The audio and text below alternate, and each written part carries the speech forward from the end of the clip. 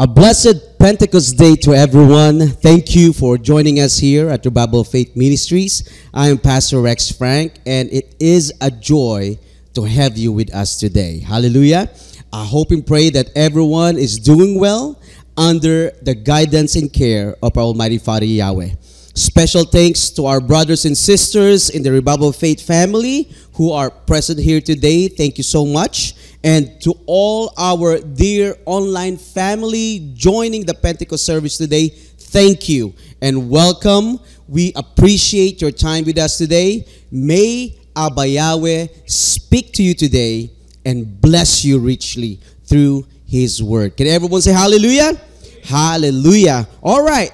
To start our message today, let's go ahead and open our Bibles to the book of Romans.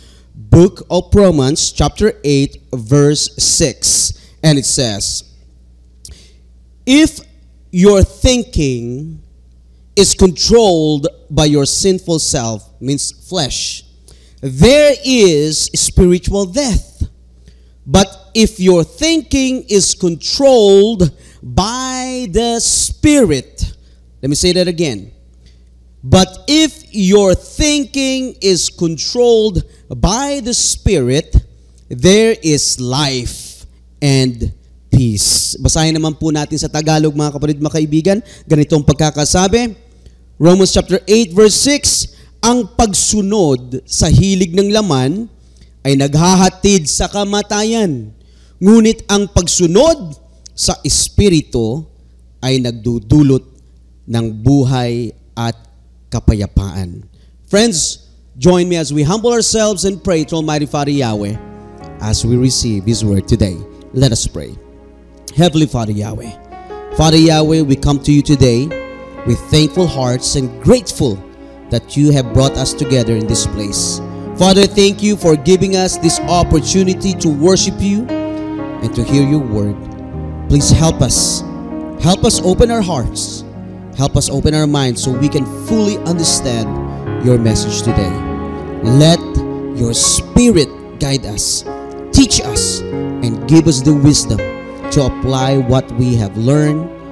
Bless the words that we will hear today and help us to take them seriously and live them out in our daily lives. Thank you for all the blessings that you have given us and for your constant love and care. Father Yahweh, we give you all the glory, honor, and praise. And we pray this through your Son's name, our Savior, Yahshua Messiah. Hallelujah. Everyone say hallelujah. Hallelujah. Friends, our message today is entitled, are you led by the Spirit or controlled by the flesh? Ang sinusunod mo ba ay ang gabay ng banal na Espiritu o ang hilig ng laman? Friends, this question is not about trying to sound holy or religious. It's not about titles or how often you go to church or assembly or how many Bible verses you can recite. Friends, this is a very important question. Abba Yahweh is inviting each and every one of us to pause and honestly look at ourselves, look at our lives, and most importantly, the reasons behind everything we do. Let me ask you, my friends, what really motivates you? What really motivates you? What's behind your thoughts, your choices, and the direction you are going? Is it the Spirit of Abba Yahweh leading you? Or is it your flesh taking control? Friends, the opening Bible passage that we have read in Romans chapter 8 verse 6 teaches us something powerful. Ano po yun, mga kapatid? Whatever we let control our minds will end up controlling our lives. Ano daw? Whatever we let control our minds will end up controlling our lives. Friends, when we let the Spirit lead our thoughts, we open the door to a life a life filled with blessing, a life filled with real joy and unshakable peace. Can everyone say hallelujah? Subalit kung ang laman naman o yung tinatawag na desire of our flesh o yung sarili nating kagustuhan ang mas pinapairal at sinusunod natin sa ating buhay, ang dulo nito ay ano?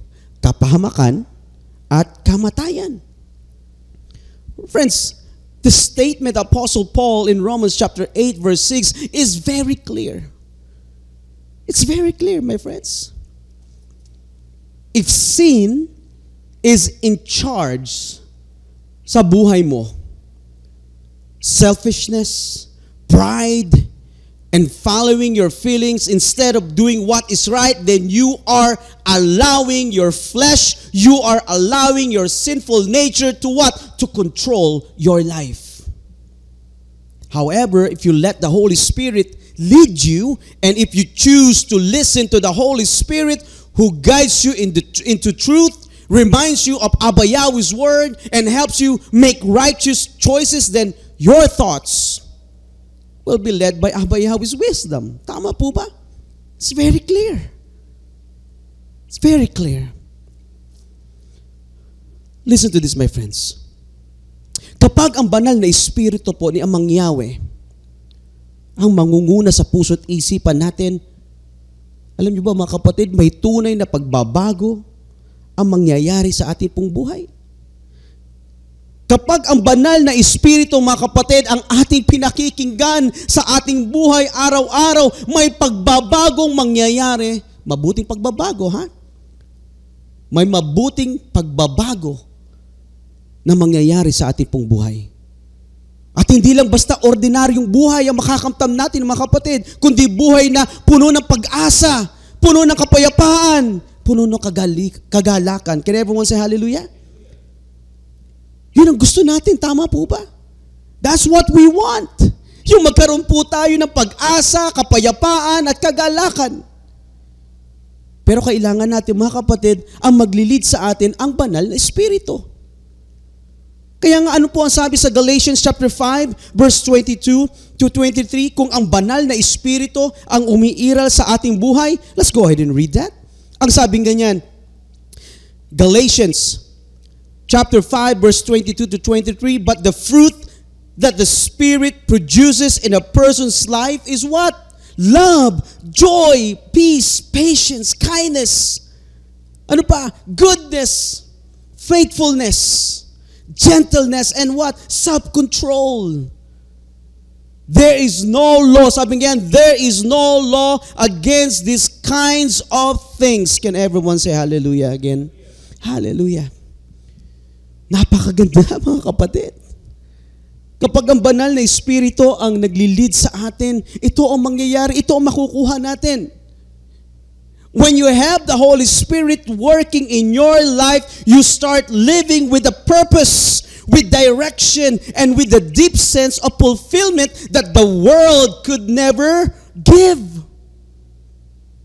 Tandaan po natin yan. The Holy Spirit will provide you with what? Inner peace. Inner peace. Even if the world around you is out of control, meron kang kapayapaan na mararamdaman. You can sleep better. You can smile more. And you can feel closer to Abba Yahweh because what? Because you are empowered by the Holy Spirit of Almighty Father Yahweh. Yan ang gusto natin, mga kapatid, mga kaibigan. Tama po ba? But ito nakakalungkot. Ito po nakakalungkot, mga kapatid. Unfortunately, many people nowadays, my friends, are letting their flesh take the lead in their lives. Tama po ba? Hinahayaan po nila ang kanilang mga fleshly desire ang manguna sa buhay nila. Instead of being led by the Spirit, by the Holy Spirit, they allow their own desires to what? To shape their thinking, to shape their decisions and the directions of their lives. Yan po nakakalungkot. Kaya ano po ang resulta nito? Ano po ang resulta, mga kapatid, mga kaibigan, kapag hinayaan mo yung fleshly desire ang inuuna mo sa iyong buhay? They have corrupted minds. Rebellious hearts. Sinful hearts. Ganyan na nangyayari, mga kapatid. Kapag ang inuuna, ang nagli-lead sa iyo, yung fleshly desire, nagkakaroon ka ng what? Corrupted minds, rebellious hearts, and sinful hearts. Basahin nga natin, mga kapatid, sa 1 John. Let's go ahead. Open your Bible. 1 John chapter 2, verse 16, mga kapatid. Ganito po ang pagkakasabi. These are the things the world wants. Ano daw ang gusto ng mundo, mga kapatid? Doing sinful things. Let me say that again. Doing sinful things that the body wants. Wanting the sinful things we see and being too proud of what we have. But none of this come from the Father. Ano daw sabi? But none of this come from the Father. They come from the world. Nakita nyo? Napakalinaw, mga kapatid. Napakalinaw kung ano po ang sinasabi ng Bible. Ang katotohanan, mga kapatid, hear this, listen to me. Kahit yung mga nanonood ngayon, listen to this. Ito ang katotohanan. The world and your desires will keep telling lies to you. Ulitin ko, mga kapatid. The world and your desires will keep telling lies to you. Tandaan po natin yan. Anong sinasabi ng world? Anong sinasabi ng fleshly desire? You only live once. Enjoy it while you can. Di ba? Napapakinggan natin yan. O anong sinasabi ng mundo? You deserve more. You deserve more. Kaya sige lang, gawin mo yan. Pero ang tanong, mga kapatid, ito ba ay kagustuhan ng ating Amang Yahweh? Ito ba yung mga gawain na nais ng ating Amang Yahweh na dapat mong gawin? Ito ba ay ayon sa Kanya? Friends, I encourage everyone today. I encourage you. Huwag po tayong pahikayat sa mga gawain ng mundo. Huwag po tayong pahikayat, mga kapatid, sa nais ng ating pansariling kagustuhan o yung tinatawag na desire ng flesh. Sa una, parang ang ganda, di ba? Sa una, parang ang masarap sa pakiramdam. Pero sa huli, puro guilt, lungkot, kaguluhan, pagsisisi. Pagkawasak ng inyong buhay, ito ang magiging resulta nito. Friends, the desires of the flesh may seem fun or pleasurable at first. But it's only temporary joy. It's only temporary joy. At tandaan natin, mga kapatid, may mabigat na kapalit ito sa buhay ng isang tao. Yan po ang hindi naiisip, mga kapatid, ng maraming mga tao ngayon sa ating kapanahunan. Dahil ang gusto ng lahat, ano yung gusto ng lahat? Yung masaya, madali. Walang limitasyon. Ang gusto ng lahat, basta masarap sa pakiramdam, yun ang gusto nila. Ayaw nila na may sinusunod. Ayaw nilang may baguhin sila sa sarili nila. They only want kung ano ang kagustuhan ng kanilang sarili. Pero ano po ang paalala sa atin sa Proverbs 14 verse 12? Tandaan niyo po, mga kapatid. Open your Bible, i-underline po natin ito. Proverbs 14 verse 12. Basahin po natin, mga kapatid, mga kaibigan. Itong pagkakasabi, some people think they are doing what is right. Ano po sabi? Some people think they are doing what is right, but what they are doing, take note of this, but what they are doing will lead to what? To death. Ang akala ng iba, mga kapatid, tama ang kanilang mga ginagawa, pero ang totoo, ito'y hahantong saan daw? Sa kamatayan. Remember this, my friends, not everything that feels right is actually right. At hindi lahat ng ginagawa ng karamihan ay tama at nasa katotohanan. Tandaan po natin yan. Friends, just because it is popular does not mean it is righteous. It does not mean na ito ang kagustuhan ng ating Amang Yahweh dahil nga marami ang gumagawa. No. Just because something feels good, looks good, or is accepted by many people does not mean it is right in the eyes of Abba Yahweh. I encourage everyone, my friends. I encourage everyone. Let the word of Abba Yahweh, not the world, be our standard sa ating pong buhay. Ulitin ko mga kapatid. Let the word of Abba Yahweh, not the world, be our standard sa ating pong buhay. Tandaan po natin yan. The reality is, truth is not based on feelings. Truth is not based on popularity. Ang katotohanan po, mga kapatid, it is based on Abba Yahweh's word. Kaya ano po ang sabi sa 2 Timothy chapter 4, my friends? Basahin po natin yan. 2 Timothy chapter 4, verse 3 to 4, people will stop listening to the truth. They will begin to follow the teaching in false stories. They will find more and more teachers who please them. Nakakalungkot. Diba? Nakakalungkot. Because this Bible passage, mga kapatid, na ating binasa sa 2 Timothy, it reminds us that just because something is popular does not mean it is right. Hindi po ibig sabihin na dahil maraming mga tao ang gumagawa o naniniwala, tama na yung kanilang ginagawa o pinapaniwalaan. Dahil, mga kapatid, anong sabi? People will stop listening to the truth.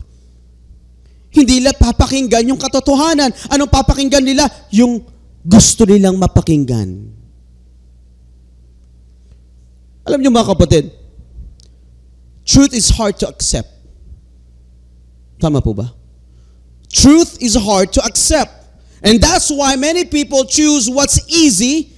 That's why many people choose what's convenient sa kanila pong buhay dahil ayaw po nilang tanggapin ang katotohanan. Dahil nahihirapan silang tanggapin ang katotohanan sa kanilang buhay. Listen to this, my friends. Being too comfortable can make us ignore what is right. Tama po ba? Komportable na ako dito, ayos na ako dito eh. Dito na ako lumaki, ganito na ang buhay ko, bakit ko pa iibahin? Kahit na mali. Kahit na hindi tama, kahit na hindi ayon sa salita ng ating Amang Yahweh because they are comfortable, hindi na nila babaguhin. But that's wrong. That's wrong. Look at this, my friends. Kapag patuloy nating iniiwasan ang katotohanan para lamang manatiling komportable sa buhay, ano nangyayari? Unti-unti tayong lumalayo sa buhay na nais ng ating Amang Yahweh para po sa atin. And that's why we need the Holy Spirit. That's why we need the Holy Spirit to guide us in our life or in our lives.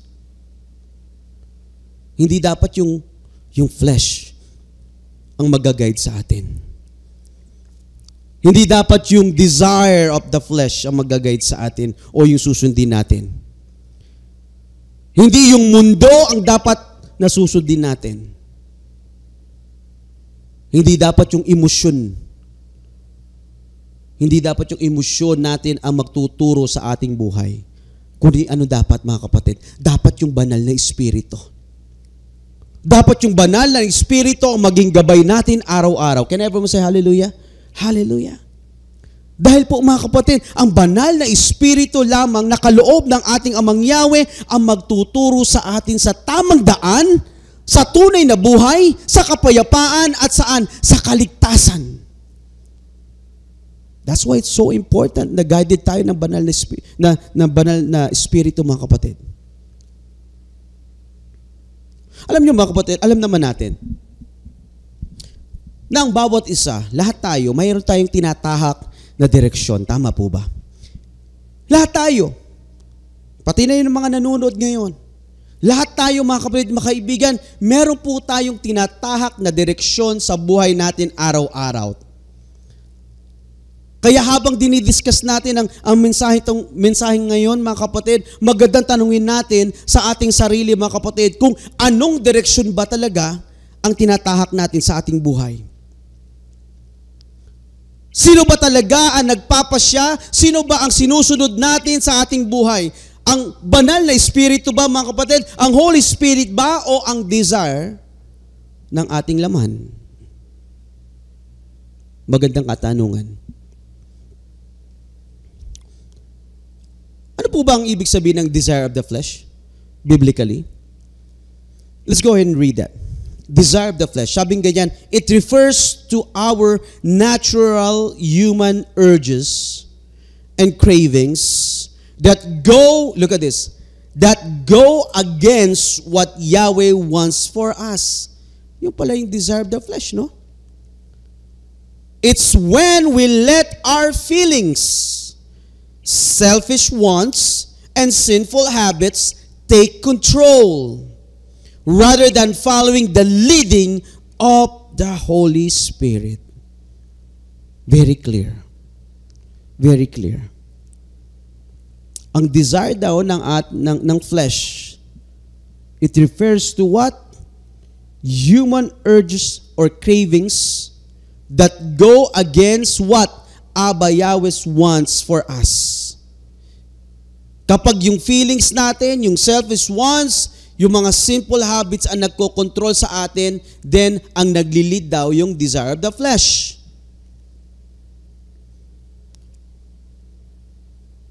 Alam niyo, mga kapatid, kailangang mamili tayo.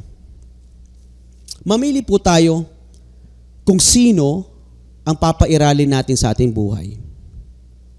Remember that we cannot serve two masters. Hindi pa pwedeng yung banal na espiritu, tapos pupunta ka naman dun sa desire of the flesh. No.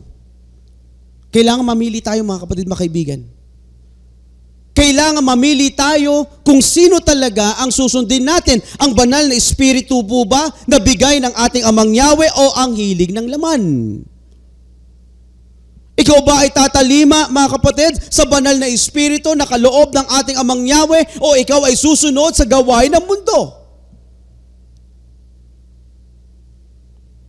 Pero bago mo sagutin niya, mga kapatid, let's go ahead and read. This is very important. Let's read this. James chapter 4. Bago mo sagutin yan, kanino ka ba? Kanino ka ba susunod? Ano ang pinapairal mo sa iyong buhay? Yung pagsunod sa banal na espiritu na bigay ng ating Amang Yahweh o yung hilig ng laman? Let's read James chapter 4. Verse 4. Ganito po pagkakasabi. You people are not faithful to Yahweh. Don't you know if you love the world, you are Yahweh's enemies? And if you decide to be a friend of the world, you make yourself an enemy of Yahweh. Kapag ang mundo at ang kagustuhan mo, ang sinusunod mo, ginagawa mong kaaway ang ating Amang Yahweh. This is a serious warning, my friends. This is a serious warning para po sa ating lahat. Kaya kung ang ginagawa mo ngayon ay ang pag-una sa kagustuhan ng iyong sarili at hindi mo sinusunod ang kalooban ng ating Amang Yahweh, maging handa ka sa resulta nito, negatibong resulta nito sa buhay mo. Just be ready because may consequences, mga kapatid, mga kaibigan, tandaan po natin yan.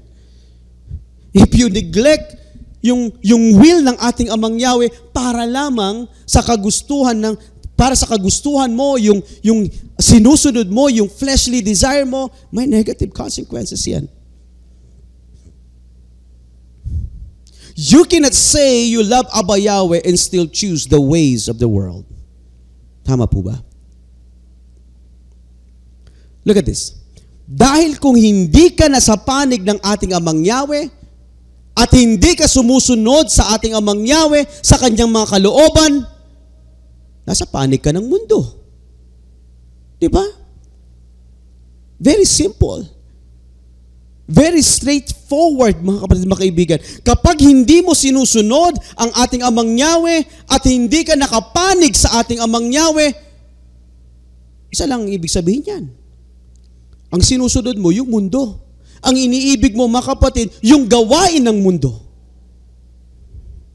Very simple.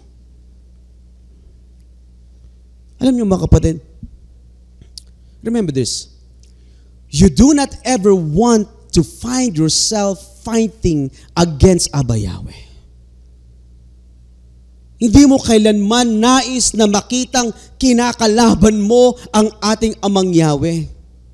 Because that is a battle you will never win. Tandaan po natin yan. Hindi ka magtatagumpay kapag kinakalaban mo ang ating Amang Yahweh. Kapag hindi mo sinusunod ang ating Amang Yahweh, hindi mo sinusunod ang kanyang kalooban, it means what? Kinakalaban mo ang ating Amang Yahweh. Let me ask everyone right now, what happens when you fight against Abba Yahweh? Ulitin ko. What happens when you fight against Abba Yahweh? What's the result when you resist His will, when you reject His truth, and when you follow your own desire instead of following Him? One simple answer, my friends. One simple answer. Distraction. Distraction. Sa Tagalog, pagkawasak. Not just physical distraction, but what? Spiritual ruin. You will lose your peace. You will lose your direction.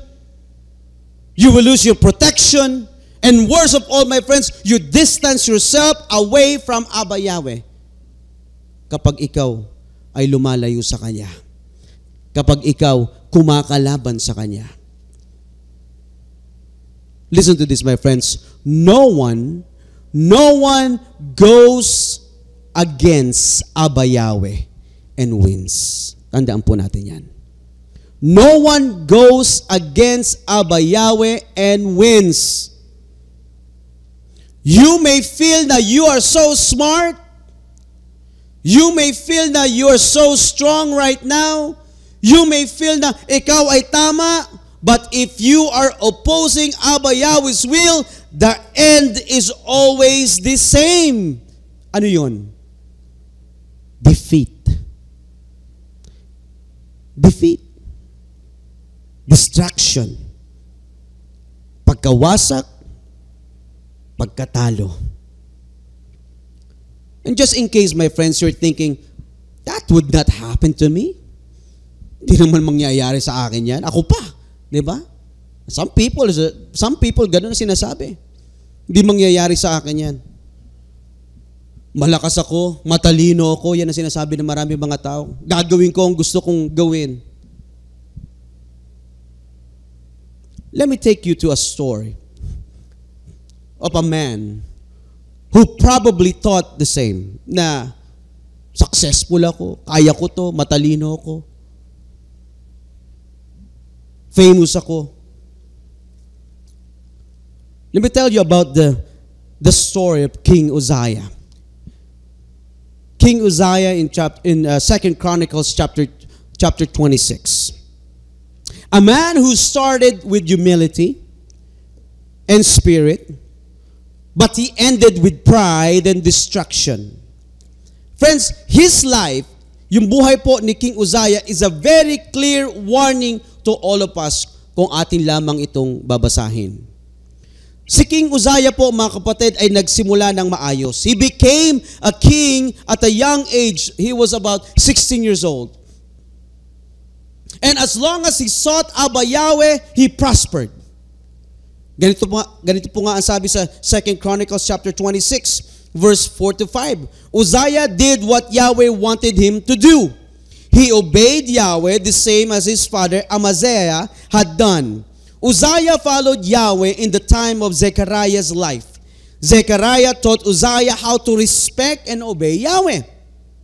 When Uzziah was obeying Elohim, Yahweh gave him success. At kung itutuloy po natin ang reading sa verses 6 to 8, mababasa natin dito mga kapatid na nagtatagumpay siya sa mga labanan. Pinatibay niya ang Israel at naging kilala sa maraming bansa. So he was successful. He was famous. Hanggat siya po ay ino-obey niya ang kagustuhan ng ating Amang Yahweh, he prospers, he succeeds. However, nang siya po ay naging successful na, nagbago ang kanyang puso.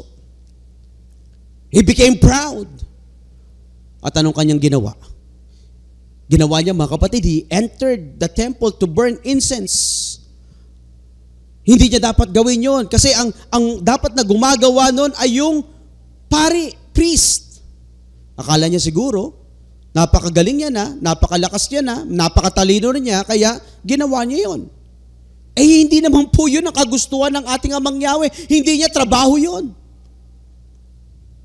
Ano po ang sabi sa 2 Chronicles chapter 26, verse 16 to 18?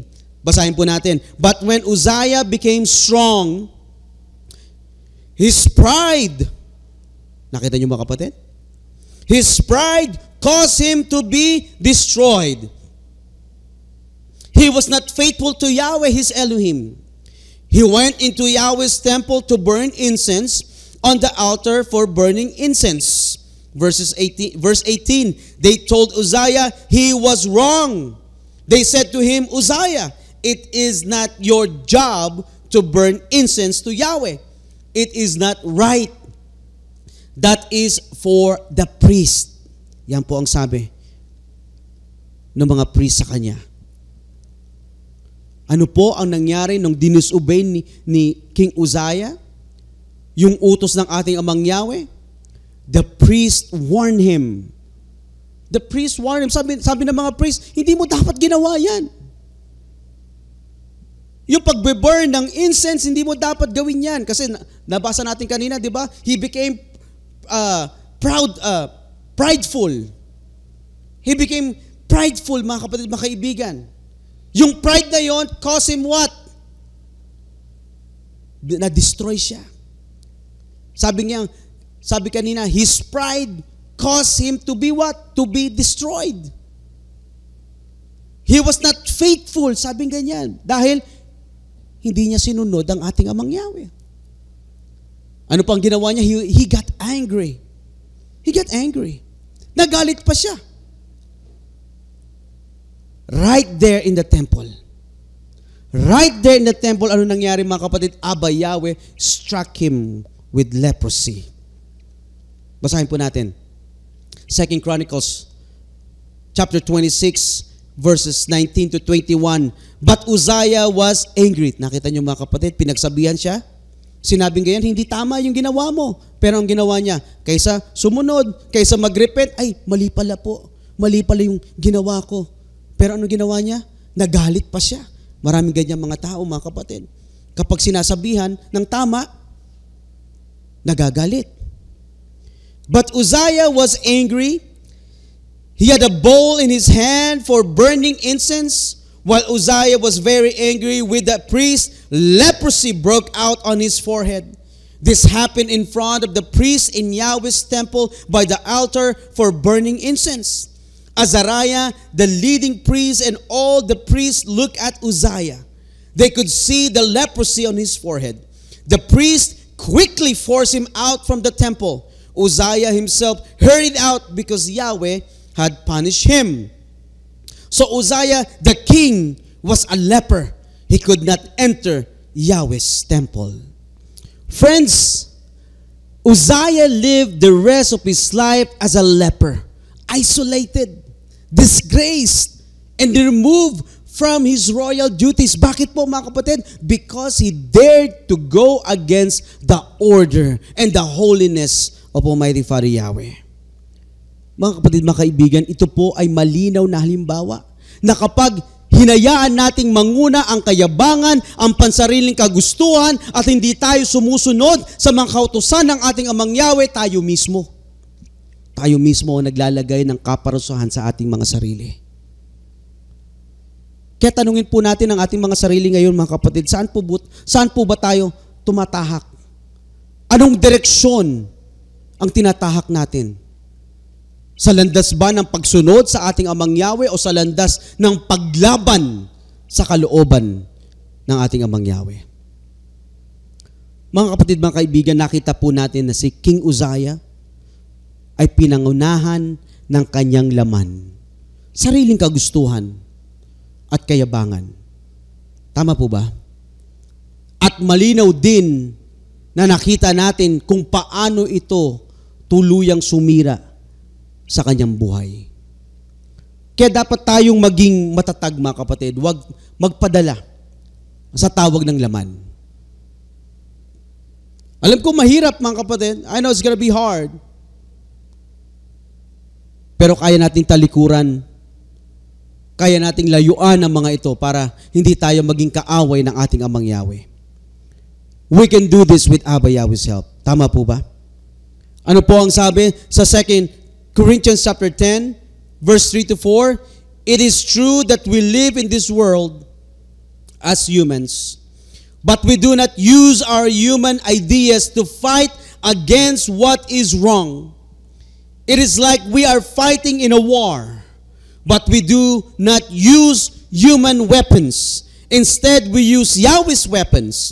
Those weapons are powerful enough to destroy the enemy's strong places. Ano po ang sabi, mga kapatid? It is like we are fighting in a war, but we do not use human weapons. Instead, we use what? Abba Yahweh's weapons. Remember this, my friends, we will win in this battle when we stop relying on ourselves and start depending on Abba Yahweh. Mananalo po tayo sa mga struggles na ito internally or externally when we start using Abba Yahweh's weapons. And what are these weapons, mga kapatid? The word of Abba Yahweh. Our prayer, our worship, our obedience to Him. And the power of His name, mga kapatid, mga kaibigan, ang mga weapons natin. Hallelujah. And these are the things, these are the weapons that we can use to fight and win sa mga struggles natin sa ating pong buhay. Listen to this, my friends. Abba Yahweh's weapons are not ordinary. Abba Yahweh's weapons are not ordinary. They are spiritual, they are powerful, unstoppable. Alam niyo, mga kapatid, Abba Yahweh has already provided us everything that we need to win in this battle. Kung ginagamit lamang natin ang kanyang salita sa bawat pagsubok na ating pong nararanasan sa ating buhay, kung tayo po'y nananalangin sa bawat kahinaan, tayo'y patuloy na sumusunod sa Kanya kahit na may mga pagsubok na dumarating, and we declare Abba Yahweh's name every day, in every situation sa ating pong buhay, then we are already winning against the flesh. Can everyone say hallelujah? Hallelujah. Alam niyo, mga kapatid, huwag mong isipin na ikaw ay powerless. Huwag mong isipin na hindi mo kayang i-overcome ang desire ng flesh o yung kagustuhan ng laman. Always remember this, my friends, you are equipped. Always remember, my friends, that you are empowered.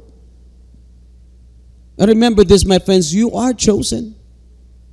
You are chosen. You are set apart. Sa araw-araw na dumarating sa iyong buhay, you can choose to follow the Holy Spirit over the flesh. Huwag po tayong sumuko. I know it's going to be hard. I know it's going to be hard. I know that the battle is hard. Yes, the flesh is strong. The flesh is strong. But our Almighty Father Yahweh is greater. Hallelujah. Can everyone say hallelujah? The Holy Spirit is stronger. And Abba Yahweh's truth is eternal. Kaya kaya natin, huwag tayong susuko. Don't fight your battle against fleshly desires empty-handed, my friends. You have powerful weapons that Abba Yahweh has given you. Abba Yahweh is beside us, and the victory is already ours. Can everyone say hallelujah? Hallelujah. So friends, nakita natin kung paano bumagsak si Haring Uzziah kanina, di ba? Nang siya po ay pinangunahan ng kanyang laman. Ngayon naman tingnan po natin ang isang kwento doon sa Bagong Tipan o sa New Testament kung saan naman ang mga tao ay sinunod ang banal na Espiritu, sinunod ang instruction ng ating Amang Yahweh through His Son, our Messiah Yeshua. At tignan po natin mga kapatid, mga kaibigan, kung ano ang naging resulta nito sa kanila pong buhay. Kasi kanina nakita natin si King Uzziah, mga kapatid, ni-reject niya, disobey niya ang ating Amang Yahweh. Nakita natin ang negative result. And right now, my friends, ang pag-uusapan naman ngayon natin, yung pag-obey kay Amang Yahweh. Ano po ang mga kapatid, mga kaibigan, ang naging resulta nito? Let's talk about the 120 believers who waited faithfully in the upper room. In Acts chapter 1, verse 13 to 15, it says that after our Messiah Yeshua ascended to heaven, around 120 believers returned to Jerusalem and gathered in an upper room to wait. Let's go ahead and read that. Acts chapter 1, verses 13 to 15. When they entered the city, they went to the upstairs room where they were staying. These are the ones who were there: Peter, John, James, Andrew, Philip, Thomas, Bartholomew, Matthew, James, the son of Alphaeus, Simon the Zealot, and Judas, the son of James. The apostles were all together. They were constantly praying with the same purpose. Some women, Mary, the mother of Yeshua, and his brothers were there with the apostles. Verses 15. After a few days, there was a meeting of the believers. There were about 120 of them. 120 of them. Friends, if we look closely, most of these 120 believers did not even have their names written down. Tama po ba? But what stood out was their unity, their active faith, and their full obedience to Abba Yahweh. Yan ang mapapansin natin. Kahit na hindi na isulat yung kanilang mga pangalan, pero alam natin kung gaano katatag ang kanilang pananampalataya. Our Messiah Yeshua instructed them to wait. Sabi ngayon, huwag silang aalis sa Jerusalem at hintayin nila ang pangakong banal na espiritu na ipagkakaloob ng ating Amang Yahweh sa kanila. And these 120 believers, my friends, they did not know when the promise would come. They had no countdown clock. They have no timeline. Just Yeshua's instruction to what? To wait. And they obeyed. Tama po ba? Hindi sila inutusang magpunta sa iba't ibang lugar at gawin ang nais silang gawin. Anong utos sa kanila? Maghintay. And that's what they did. They waited together in one accord, in prayer, in unity, and in expectation. Hindi po sila naunahan ng kanilang sariling emosyon. Hindi sila naunahan ng sariling desisyon. Hindi sila naunahan ng pagkayamot or impatience. They were all led by Yeshua's promise of what? Holy Spirit. And then it happened, habang sila po ay sama-sama doon sa upper room, ano po ang nangyari? Basahin po natin Acts chapter 2 verse 1 to 4. Ganito po ang pagkakasabi. On the day of Pentecost, all the believers were together in one place. Suddenly a noise came from heaven. It sounded like a strong wind blowing, and it filled the whole house where they were sitting. They were all filled with the Holy Spirit. Can everyone say hallelujah? Hallelujah.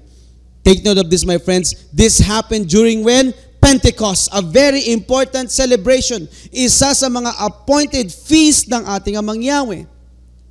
And Abba Yahweh chose this day, the day of Pentecost, to send His Holy Spirit to the believers who were patiently waiting for this promise. Just think about this. Kung pinili ng mga tao na umalis, kung pinili ng mga taong yon na hindi maghintay, kung sinunod nila, mga kapatid, yung kanilang sariling emosyon, they will miss the outpouring of the Holy Spirit. Tama po ba, mga kapatid? If those 120 believers had followed their flesh, they probably would have left the upper room. Why? Because the flesh does not like to wait. The flesh does not like to wait. The flesh, my friends, it gets impatient, especially when there is no set schedule.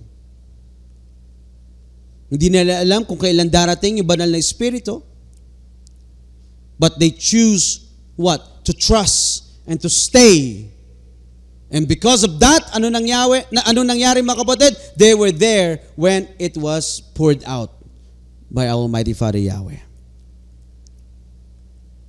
Friends, this is what it looks like to be led by the Spirit. It starts when you stop trying to control everything. Nagsisimula ito kapag pinili mong magtiwala sa oras, sa panahon, sa timing ng ating Amang Yahweh, imbes na ipilit ang sarili mong paraan. Let's be real, my friends. Waiting is not easy. Waiting is not easy. Especially when there's no progress. Pag hindi mo nakikita na walang progress, no updates, no visible signs that anything is changing sa buhay mo, yun yung flesh na that's the time the flesh will whisper sa sarili mo, sabi, maybe this is not working for you. Di ba? Yung flesh sasabihin sa iyo, kailangan mag-give up ka na. Wala ka namang nakikitang progress. Subalit ito, mga kapatid. Subalit ang katotohanan, ang mga taong tunay na pinangungunahan ng banal na Espiritu, hindi basta-basta sumusuko. Tama po ba? When you are led by the Holy Spirit, hindi ka basta-basta sumusuko. When you are led by the Holy Spirit, mga kapatid, hindi ka tatalikod sa lahat ng iyong mga tungkulin sa ating Amang Yahweh. Instead nga, mga kapatid, kapag wala kang nakikitang progress, kapag ikaw ay led by the Holy Spirit, mas lalo kang lumalapit sa ating Amang Yahweh. Mas lalo kang nananalangin. Mas lalo kang nagtitiwala. Kumakapit sa ating Amang Yahweh. Ganyan po kapag you are led by the Holy Spirit. Ganyan yung ginawa ng 120 believers sa upper room. They stayed, they prayed, and they believed. And Abba Yahweh fulfilled His promise to them. Can everyone say hallelujah? Hallelujah. Remember this, my friends. Ang pagpapala po ay hindi na pupunta sa pinakamalalakas. Ang mga pagpapala ay hindi na pupunta doon sa pinakamagagaling. Isip nila sila pinakamagagaling. Yung mga pagpapala, mga kapatid, hindi na pupunta doon sa mga taong akala nila ay napakatalino na nila. No, my friends. Kanino po napupunta yung mga blessings? Doon po sa mga taong sumusunod sa utos, sa mga kautusan ng ating Amang Yahweh. Kaya napakagandang itanong natin sa ating mga sarili ngayon, mga kapatid, mga kaibigan. Pati yung mga nandito, pati yung mga nanonood, tanungin natin ang ating sarili. Willing ba tayong maghintay sa mga pagpapala ng ating Amang Yahweh? Katulad ng mga believers, yung 120 believers. Kahit walang signs at kahit walang assurance kung kailan darating ang sagot ng ating mga panalangin, handa pa po ba tayo maghintay sa sagot ng ating Amang Yahweh? Ang katanungan dito, mga kapatid, handa po ba tayo magpatuloy sa ating pagsunod sa Kanya at sa mga tungkulin na dapat nating gawin habang tayo naghihintay? Tanungin nga natin ang ating mga sarili, mga kapatid, mga kaibigan. Tayo po ba ay led by the Spirit or led by the flesh ng ating sariling kagustuhan? May tendency ba tayong gumawa ng sarili nating mga hakbang kapag hindi natin nakikita ang resultang nais nating makita? Friends, remember this. Remember this. The people who are led by the Spirit know this truth. Waiting on Abba Yahweh is never wasted. Dahil alam natin, Abba Yahweh is working behind the scenes while we wait in faith. Tama po ba? However, the world will tell you, rely on yourself. The world will tell you, believe in yourself. The world will tell you, make it happen, whatever it takes. Yan ang sinasabi, yan ang binubulong ng mundo. Tama po ba? Pero ano sinasabi ng ating Amang Yahweh? Manampalataya ka. Gawin mo ang iyong mga tungkulin and wait on me. Ganito po ang ginawa ng mga 120 believers sa upper room. They waited and they positioned themselves to receive the blessing. They waited in unity, they waited in humility, and in prayer. Kaya nang dumating ang banal na Espiritu, they were ready to receive it. This is the beauty, my friends. This is the beauty of Spirit-led living. Marunong maghintay, marunong sumunod sa kautusan ng ating Amang Yahweh. Hindi tulad po ng flesh na lagi nagmamadali. Hindi katulad ng flesh na gusto instant yung resulta. Let us always remember, my friends, na ang banal na Espiritu ay nagtuturo sa atin kung paano maghintay, matuto at sumunod ng buong tiwala sa ating Amang Yahweh. Friends, the Holy Spirit does not move according to our schedule. He moves according to Abba Yahweh's perfect timing. And when He moves, it's never ordinary.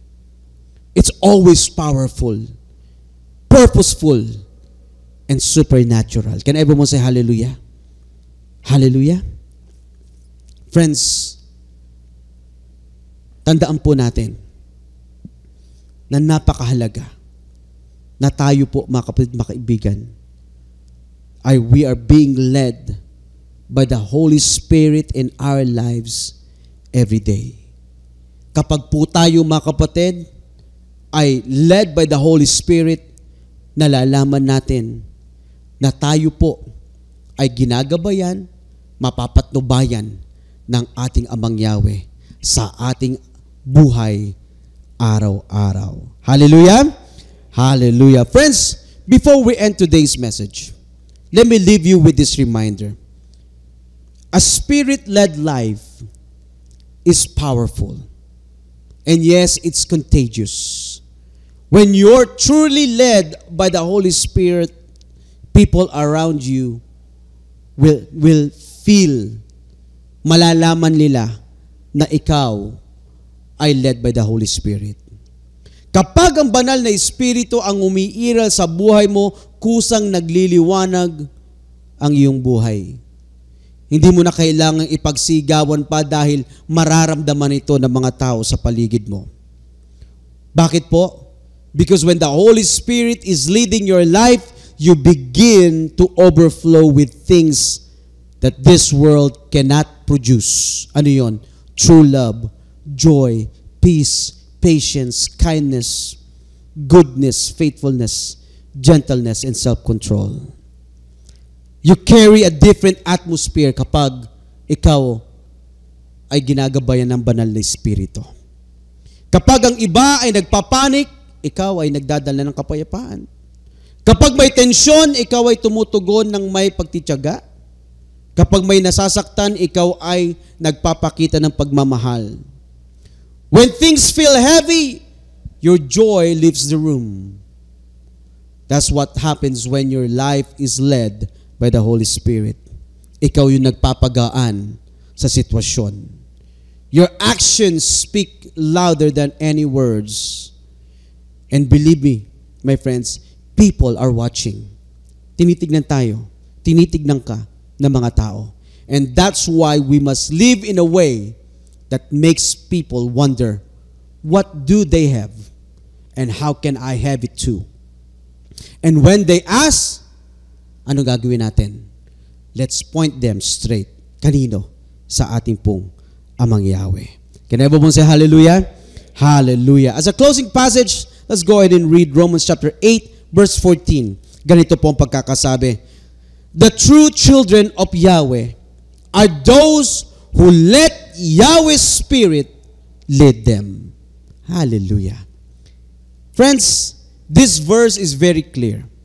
The evidence that you truly belong to Abba Yahweh is not just in your words or in how many years nananampalataya ka na, but whether or not you are being led by the Holy Spirit. Nakikita po ba ang bunga ng banal na Espiritu sa iyong pamumuhay? And when you are Spirit-led, it shows in your decisions, in your reactions, and in your attitude. Even in how you treat people who do not treat you right. You don't have to be perfect, my friends, but when the Holy Spirit is leading you, you grow and you mature. You start becoming more like our Messiah Yeshua. Tandaan natin ang ating Messiah Yeshua. He is loving, humble, strong, and full of truth. Ganyan po ang buhay na nais sa atin ng ating Amang Yahweh. Hindi ang buhay na kontrolado ng laman, kundi ang buhay na ginagabayan ng banal na Espiritu. Friends, sumainyo nawa ang kapayapaan ng pag-ibig at pananampalataya na nagmumula sa ating Amang Yahweh at sa ating Messiah Yeshua. Pagpalain nawa ng ating Messiah Yeshua ang lahat, nagnangbamahal sa Kanya ng tapat. Can everyone say hallelujah? Hallelujah. Tumayo po tayo at manalangin. Let us pray. Heavenly Father Yahweh, thank you for speaking to us today. May these words and all these lessons be planted deeply in our hearts and in our minds, and help us to apply them in our lives. Heavenly Father Yahweh, today we humbly come before you and lay down every part of our lives. We don't want to be led by our flesh. We don't want to be led by our emotions or our pride. We want to be led by your Spirit in every decision, in every word, in every step. Father Yahweh, create in us a clean heart. Renew a steadfast spirit within us. Teach us to listen for your whisper above the noise. Help us to surrender our flesh, not once but daily, so we can walk in step with you. Father Yahweh, please fill us again with the fire of your Spirit. Produce in us the fruit that brings glory to your name. Love, joy, peace, patience, kindness, goodness, faithfulness, gentleness, and self-control. Father Yahweh, please remind us that we are not alone. Remind us, Father Yahweh, that your Spirit is in us, around us, and goes before us. Let our lives be testimonies of what it looks like to be led, not by the flesh, but by the living Spirit of the Most High. Once again, Father Yahweh, we thank you, and we bring back all the glory and praise to your wonderful and powerful name. And we ask all these things through the name of your Son, our Savior, Yahshua Messiah. Hallelujah. Everyone say hallelujah. Let's go ahead and raise our hands and receive the blessings from Almighty Father Yahweh.